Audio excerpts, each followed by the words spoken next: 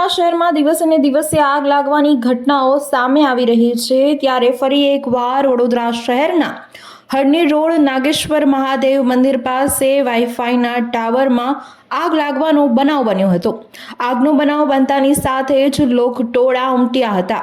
દૂર દૂર સુધી આગના ગોટે ગોટા જોવા મળ્યા હતા।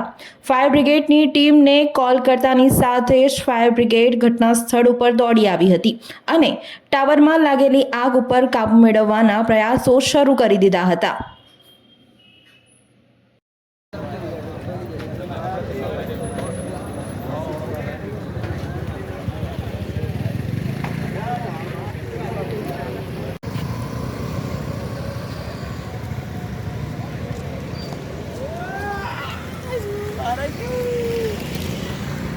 વડોદરાના સમાચાર જુઓ તથા આપણી ચેનલને સબસ્ક્રાઇબ કરો અથવા સંપર્ક કરો।